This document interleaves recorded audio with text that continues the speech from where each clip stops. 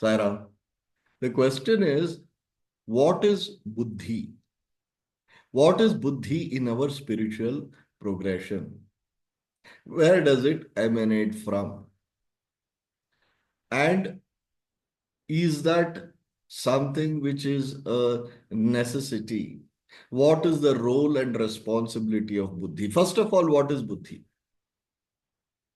Right? Buddhi is described in Vedas as divine intellect, Daiva Jnana. That is Buddhi. Now, for example, we are understanding, we are talking, we are having this conversation, we are asking questions, we are answering, we are processing, and everything. Fine, everything is happening. Now, who's doing it? We are a combination of thyself, the aham, then the mind, then the body. Mind and emotions are not different. Your emotions, your feelings, your interpretations, your actions, everything emanates from mind. Brain is an organ. It's an organ in your body, which is a repository of all your memories. It is very clear. Brain is an organ which is a bank, a memory bank, and also a organ which gives the signals to the body to act, react in a particular manner. It is also an organ which tells the body's involuntary muscles, voluntary muscles, everything is, is held by the brain. So the brain is not the mind. Brain is very organic. It's an organ. We know that, of course. So when we know that I am the Aham, I am the Brahman, and the body is a superficial self-integration of five elements. I am not the mind. So who am I? Who is it which is giving you this thought? Who is it? Which is it that which is absorbing these questions and answers? That is Buddhi. Mati, Buddhi, these are different words. Now, for example, is the mind absorbing that it is not, you're not the mind? No, no, it cannot. You are devoid of mind. Mind and Maya are two faces of a coin. You are removing mind from your existence. You are becoming a sthita prajna, which is the characteristics of the conscience. And of course, you're not the body.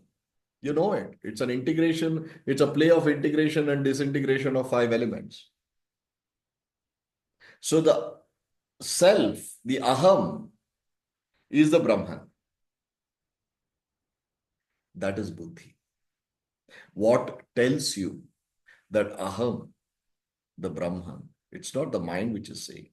Mind is saying, I am the reality. The body is the reality. The soul may or may not be there because it's not tangible. It's not something which you can feel, touch.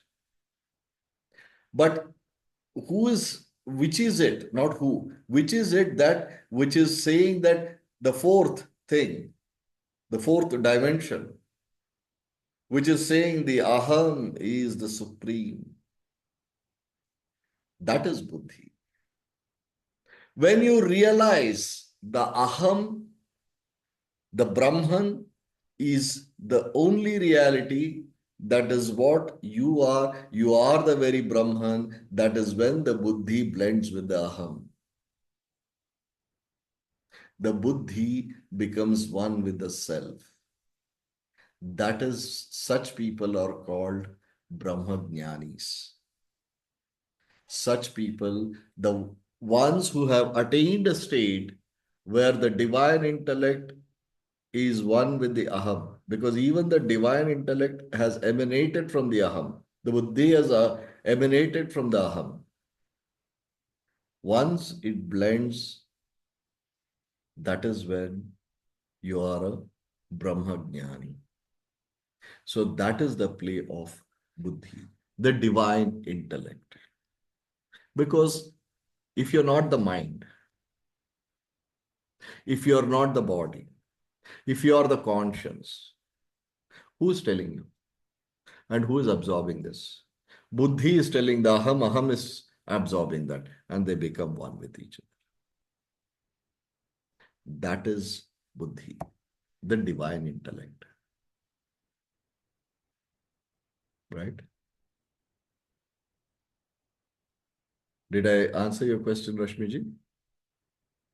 Yes, Bhaiya. Thank you, Bhaiya. Very clear. हाँ जी दिलजीत जी.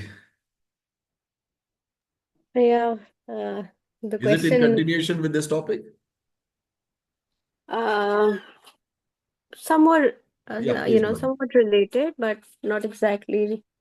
Please go ahead. Um, yeah. So my question is, Vaya, of course, Guru Granth Sahib Ji is full of the importance of chanting name, and various bhaktas. I mean, even Kabir Ji, even Sai Baba, they have, often emphasized on the uh, on on taking name or the Naam Jap, as we call it. So, how important it is for us, and how do we get into that state of constant chanting of name? I mean, we have to remind ourselves, okay, we have to do it, but we cannot do it, or we find it very difficult to do it. It's quite a challenge that one has. I think That we'll take this as a separate subject. I'll end this recording. Huh? sure, sure.